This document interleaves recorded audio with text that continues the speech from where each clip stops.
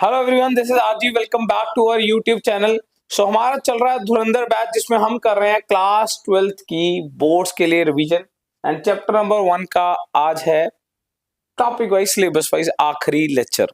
Fine. सो आज के lecture में हम पढ़ेंगे एबनॉर्मल कॉलिगेटिव प्रॉपर्टीज के बारे में, यानी कि टॉपिक का नाम है वांट ऑफ फैक्टर, यानी कि आई।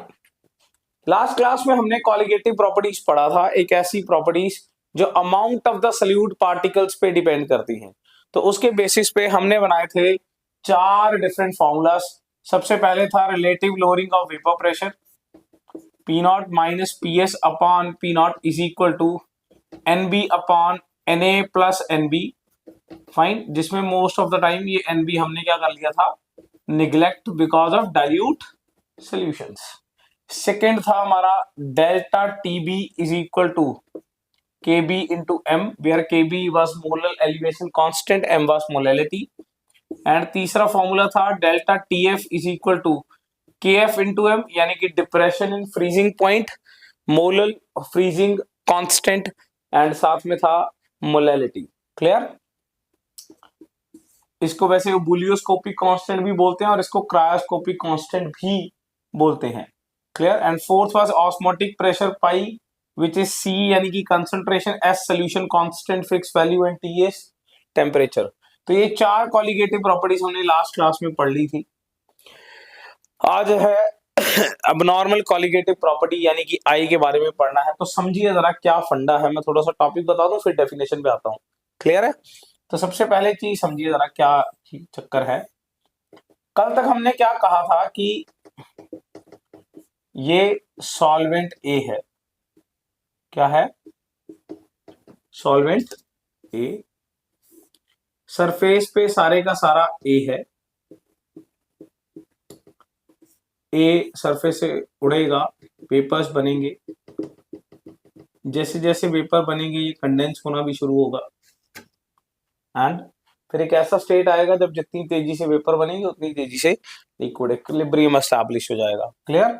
उस टाइम पे जो वेपर्स बने थे हमने उसे पी नॉट बोल दिया था। फिर हमने बोला कि इसके अंदर हमने सॉलिड सल्यूट भी डाला।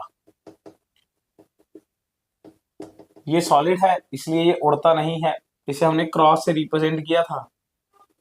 ये एक ऐसी चीज है जो नहीं उड़ना चाहती, बिकॉज सॉलिड है, वॉलेटिलिटी नहीं है, तो ये क्रॉस से रिप्रेजेंट करी थी। पर ये सरफेस पे आएगा और ए को भी उड़ने से रोकेगा। इसका मतलब ए के वेपर्स पहले से कम हो जाएंगे। तो हमने कल पढ़ा था रिलेटिव जो वॉल्यूम वेपर प्रेशर है वो क्या हो जाएगा, लोअर हो जाएगा। तो कितना लोअर हो जाएगा वो पढ़ा था। वेपर प्रेशर लोअर हो जाने से बॉइलिंग पॉइंट बढ़ जाता है, फ्रीजिंग पॉइंट कम हो जाता है। तो ये सारी चीजें हमने कल पढ़ी थी। क्लियर? बट आज क्या चक्कर है कि मान लीजिए ये जो सॉलिड सल्यूट है वो NaCl है। क्या है? NaCl। अब हमने क्या सोचा था कि भाई हमने NaCl के 5 पार्टिकल्स डाले हैं। हमने सोचा कि हमने NaCl के 5 पार्टिकल्स डाले हैं और हमारा जो इफेक्ट आना चाहिए, यानी कि रिलेटिव लोअरिंग आनी चाहिए, वो according to 5 particles of NaCl आनी चाहिए। हमारा जो बॉइलिंग पॉइंट एलिवेट करना चाहिए वो 5 पार्टिकल्स के अकॉर्डिंग आना चाहिए। बिकॉज कल हमने साफ साफ ये बात करी थी, कॉलिगेटिव प्रॉपर्टी वो होती है जो अमाउंट, काउंट, गिनती, इस पे डिपेंड करती है। तो हम क्या सोच रहे हैं, 5 NaCl के पार्टिकल्स हैं। हमारा आंसर, हमारी जो लोअरिंग है वो 5 पार्टिकल्स के अकॉर्डिंग आएगी, 5 पार्टिकल्स के अकॉर्डिंग आएगी। हमारा elevation in boiling point 5 particles के अकॉर्डिंग आएगा। हमारा depression in freezing point 5 particles के अकॉर्डिंग आएगा। हमारा जो ऑस्मोटिक प्रेशर है वो भी उतने ही नंबर ऑफ पार्टिकल्स पे आएगा जो सल्यूट डाला गया है। बट क्या सच में ये 5 है? जब हमने ये NaCl सॉल्वेंट ए में, यानी कि पानी में डाला होगा, ये अंदर जाकर जैसे ही सोल्यूशन में गए होंगे, सॉल्वेंट में गए होंगे, ये 5 Na और 5 Cl में डिसोसिएट हो गया होगा। यानी कि ये टोटल नंबर ऑफ पार्टिकल्स 10 बन गए होंगे। अब बहुत सारे बच्चे कहते हैं कमाल हो गई सर, अगर 5 टॉफियां हैं तो उसके 5 रेपर तो अलग से होंगी, तो टोटल इससे 10 चीजें थोड़ी कही जा सकती हैं। अरे बिल्कुल, 5 टॉफियां हैं, उसके 5 रेपर्स हैं, तो सोचिए अगर पार्टिकल्स गिनने हो, सब्सटेंसेस गिनने हो, तो वो 10 ही बन गए हैं। यहां हमें इस बात से, सोचिए हमने कल बात करी थी, हमें इस बात से कोई फर्क नहीं है कि वो NaCl है, Na है या Cl है, हमें इस बात से फर्क है कितने हैं। तो क्या सोचिए, क्या 5 हैं या 10 हैं? NaCl है, Na है या Cl है, इस बात से कोई फर्क नहीं है, कितने हैं? 10 हैं। एंड यही जो चेंज आता है इसे हम बोलते हैं अबनॉर्मल कॉलिगेटिव प्रॉपर्टी, और इसी को करेक्ट करने के लिए ये एक करेक्शन टर्म है। क्या है? करेक्शन टर्म है जो इस चीजों को सही करती है। फाइन। और ये करेक्शन टर्म कैसे काम करती है? ये है observed value of colligative property, observed value of colligative property upon theoretical value of colligative property.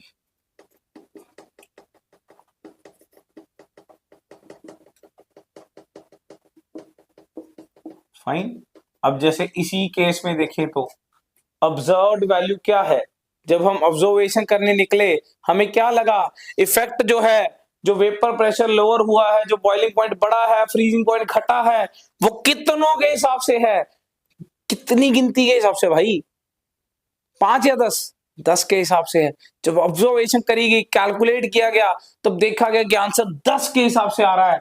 Observed value 10 है। थ्योरेटिकल वैल्यू डाली कितनी थी? आपको क्या लगता है थ्योरेटिकली जो वैल्यू डाली गई है वो थ्योरेटिकल वैल्यू है, यानी कि 5। इसका मतलब इन फॉर्मूलाज में 2 की करेक्शन करने की जरूरत है। इसका मतलब अगर आपको लगता है लोअरिंग 2 mm का हुआ है तो 2 into 2 4 mm का हुआ है। अगर बॉइलिंग पॉइंट 1 डिग्री इंक्रीज हुआ है तो 1 नहीं वो 2 डिग्री इंक्रीज हुआ है। अगर फ्रीजिंग पॉइंट 3 डिग्री कम हुआ है तो वो 3 नहीं 6 डिग्री कम हुआ है। हर एक में मल्टीप्लाई बाय 2 के फैक्टर का फर्क है। So this I needs to be a corrected term in all these formulas। तो ये सारे फॉर्मूले अपडेट होके ये बन जाते हैं। फाइन। आई को लिखने के बहुत सारे तरीके हैं। आई ऐसे भी लिखा जाता है, number of particles after dissociation. और ऐसा नहीं है कि सिर्फ टूटते हैं, एसोसिएट भी हो सकते हैं, एसोसिएट भी हो सकते हैं। जैसे एसिटिक एसिड है, ये अगर बेंजीन के अंदर है, देखिए ध्यान से समझने वाली चीज है। एसिटिक एसिड पानी में होगा तो टूटता है, पानी में होगा तो टूटता है, बेंजीन में होगा तो जुड़ता है। डाइमर बनते हैं इसके। क्या बनते हैं? डाइमर। इसका मतलब अगर 10 पार्टिकल लिए होंगे तो वो कितने रह जाएंगे जुड़ के? 5। 2-2 लोग जुड़ जाएंगे, 2-2 की जोड़ियां बनाएंगे। आपको लगा आपने 10 एसिड डाले हैं, पर अंदर कितने पार्टिकल पहुंचे? काउंट कितना पहुंचा?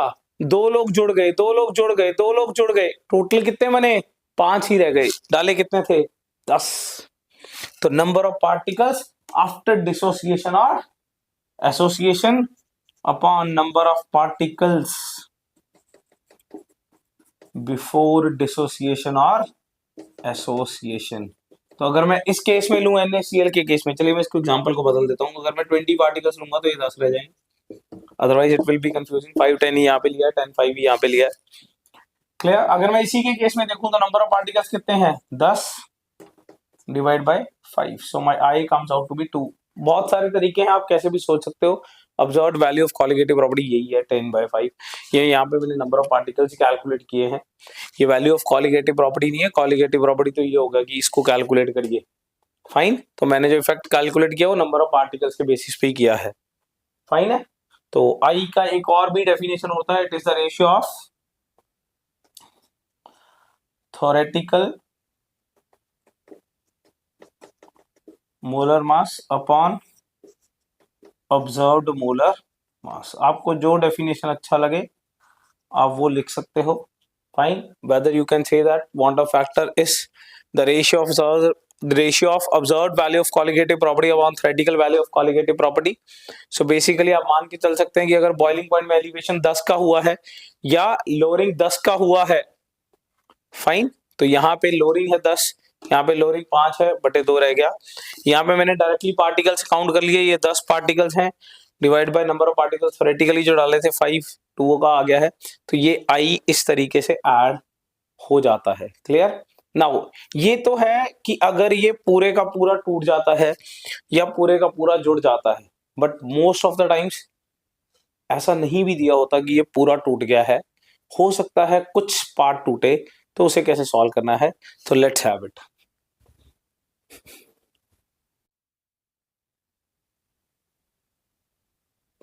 नेक्स्ट इज, अगर हमें ये कैलकुलेट करनी हो आई, यानी कि calculation of mod of factor I, तो ये दो तरीकों से होगा, for dissociation and for association. मैं आपको फॉर्मूला बना के दिखा देता हूँ, ऑल द फॉर्मूला डेरिवेशन बिल्कुल भी रिक्वायर्ड नहीं है, ठीक है ना। मान लीजिए कि an number of particle, an एक पार्टिकल था जो आपने डाला, वो अंदर जाके n number of a particles में टूट गया। an एक पार्टिकल था, आपको लगा आपने एक पार्टिकल डाला है an, मैं इसे इनिशियली 1 मान लेता हूं।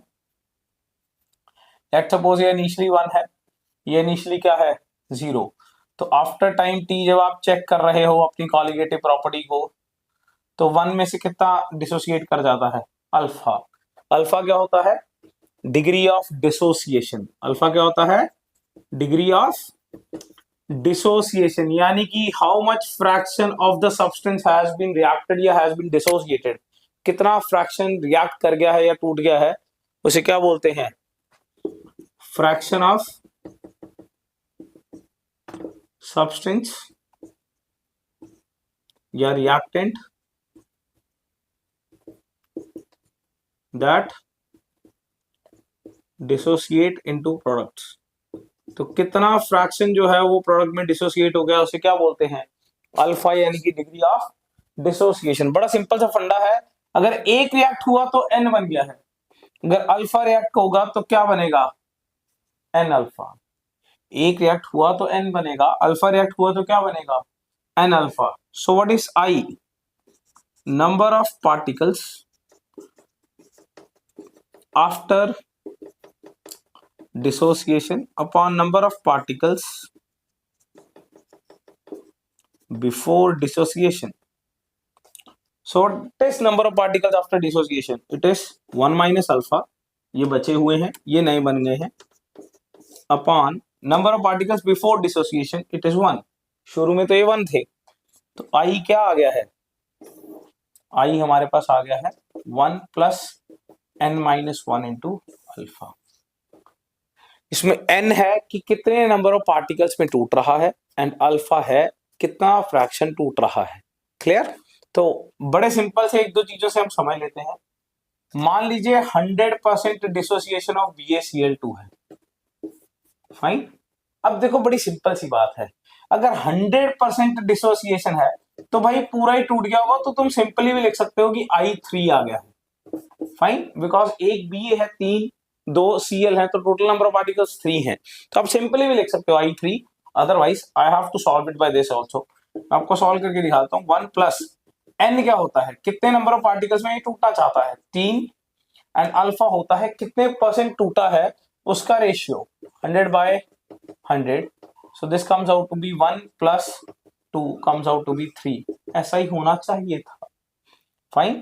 तो ये फॉर्मूला कब काम आएगा, लेट सपोज आपको बोला जाए 40% dissociation of BaCl2, 40% dissociation of BaCl2।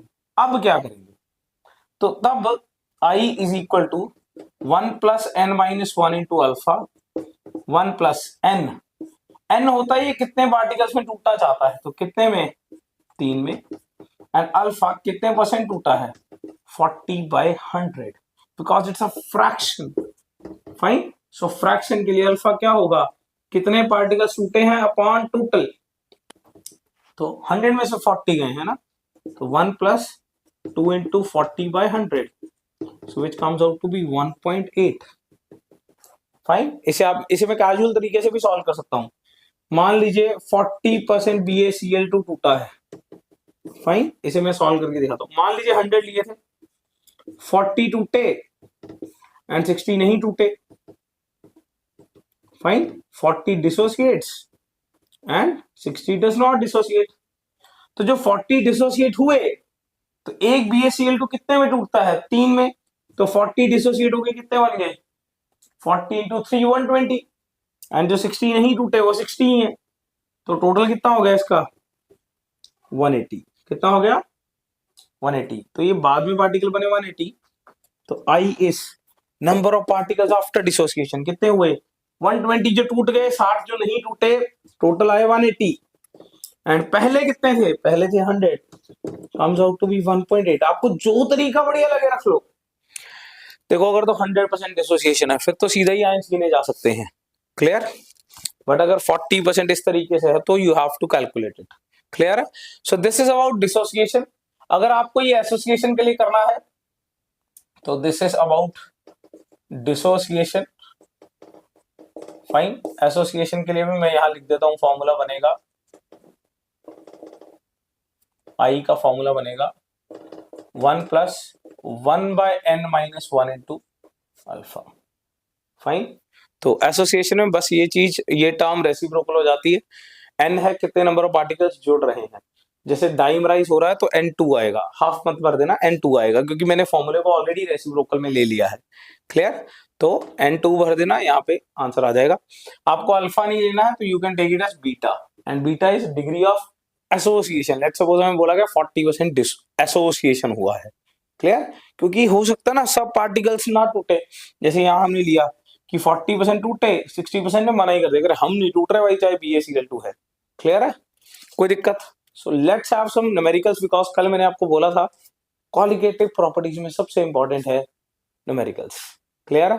तो let's have some numericals of van't of factor along with qualitative properties. ये यहीं पे पड़े हैं। Let's have the questions. So let's have the next numerical. You can see this numerical on the screen. मैं थोड़ा सा पढ़ के सुना देता हूँ numerical. तो calculate the amount of CaCl2 which must be added to 500 gram of water to lower the freezing point by 2 Kelvin. यानी कि हमें इस क्वेश्चन में क्या दिया हुआ है? Delta TF is given as 2 Kelvin. जो फ्रीजिंग पॉइंट है वो लोअर हुआ है 2 केल्विन से। Assume that CaCl2 is 100% dissociated. CaCl2 है जो 100% डिसोसिएट हुआ है। इसका Kf जो है हमें दिया हुआ है, Kf of water is 1.86 kelvin kilogram पर मोल। फाइन। एंड हमें निकालना है amount of CaCl2। So it's a very easy question. Delta TF, अब हम लेंगे IKFM। ठीक है ना? तो डेल्टा TF इज 2I। अब यहाँ पे वांट ऑफ फैक्टर देखना पड़ेगा। CaCl2 100% डिसोसिएटेड बोला गया है, तो मैंने आपको पहले ही बोला है अगर 100% डिसोसिएशन का क्वेश्चन आ जाए तो आप सिंपली आयंस काउंट कर सकते हो कितने हैं। एक कैल्शियम में 2 क्लोरीन है, इसका मतलब I कितना आ गया? 3 आ गया यहाँ पे। एंड KF इज 1.86, एंड यहाँ से क्या आ जाएगी? Molality which is 2/3 into 1.86। Clear? So this is 2/3 is 0.66, around it is 0.35. Clear? Next, तो अब जो मोलैलिटी है वो मोलैलिटी क्या होती है? Given mass, let's suppose given mass of, sorry given mass तो हमें है ही नहीं है, तो हम गिवन मास को x ले लेते हैं upon molar mass of CaCl2। देखो मोलैलिटी का फॉर्मूला लगाइए, लेक्चर 1 में पढ़ा था, given mass upon molar mass CaCl2 का 111 आता है, into 1000 upon mass of solvent. ध्यान से देखिए क्वेश्चन में मास ऑफ सॉल्वेंट दिया हुआ है, that is 500। Clear? So this is given as 0.35। You have to calculate the x which is, so it's a very easy question, 0.35 into 111 by 2। so 0.35 को 50 के आसपास गुना करना है, ठीक है ना? तो this comes out to be 19.9 grams। So it's approximate answer, like कितना मास CaCl2 का है, that is 19.9 grams। Clear? चलिए let's have some another question of the same category। want of factor include करके हमें एक और क्वेश्चन करते हैं। 0.1 मोलैरिटी NaCl सोल्यूशन, आप देख सकते हो क्वेश्चन स्क्रीन पे है। 0.1 0.1 molarity NaCl solution developed N osmotic pressure of 4.6 atm, यानी कि हमें यहां पे पाई दिया हुआ है 4.6 atm एंड जो कंसंट्रेशन है वो दी हुई है 0.1 मोलैरिटी और NaCl दिया हुआ है। Clear? Calculate the degree of dissociation, temperature जो है वो 300 केल्विन है। सो टेम्परेचर इज 300 केल्विन एंड क्या निकालना था? पाई है, सी है, एस है, ई है, सब कुछ है। अरे क्या निकालना, अच्छा सॉरी अल्फा निकालना है, डिग्री ऑफ डिसोसिएशन निकालना है। So it's a very easy question, pi is equal to ICST। Clear है? So pi is 4.6 atm, I हमें निकालना है, C is 0.1 and S is 0.0821 liter atm upon mole Kelvin and temperature is 300. So here I comes out to be 1.86. यहाँ से I कितना आ गया है? 1.86 if you calculate it. I क्या होता है? 1 plus n minus 1 into alpha. It is 1.86. अब now what is n? n होता है कि जो हमारा इलेक्ट्रोलाइट है, जो सल्यूट है, वो कितने पार्टिकल्स में टूटना चाहता है, तो वो बेसिकली सिर्फ 2 पार्टिकल्स में टूटना चाहता है। ठीक है ना? तो एंड अल्फा हमें सॉल्व करना है, अल्फा तो हमें निकालना ही है। Clear? So 1 plus alpha is equal to 1.86 and alpha comes out to be 0.86। ध्यान रखेंगे, ये हो गया है क्वेश्चन। क्लियर? ध्यान रखेंगे मेरी एक बात, अगर डिसोसिएशन के केस में I is always greater than 1 and association के केस में जो I है वो ऑलवेज लेस देन 1 आता है। वांट ऑफ फैक्टर जो है, ये जैसे यहाँ पे है डिसोसिएशन का क्वेश्चन था, तो I जो है 1.86 आया है। डिसोसिएशन में हमेशा 1.1 से बड़ा आएगा एंड एसोसिएशन में हमेशा 1 से छोटा आएगा। क्लियर है? So these are some numericals of colligative properties including want of factor. So if you have any doubt, any query in this chapter, you can comment down so that हम उसे solve कर सकें। Next lecture में हम पढ़ेंगे अपना अगला chapter, chapter number 2 electrochemistry. I hope आपको ये चैप्टर आने लग गया होगा। स्टिल आपकी जो भी क्वेरीज हैं, कोई एनसीईआरटी का क्वेश्चन है या किसी भी तरीके का कोई क्वेश्चन है, तो आप उसे कमेंट सेक्शन में लिख सकते हो। कमेंट सेक्शन में क्वेश्चन का रेफरेंस नंबर भी दे सकते हो। Will solve that definitely in our upcoming videos for specially जो हम सॉल्यूशंस के डाउट्स के लिए बनाएंगे। Otherwise will start the next chapter electrochemistry. Till then good luck, लगे रहिए, पढ़ते रहिए। Thank you.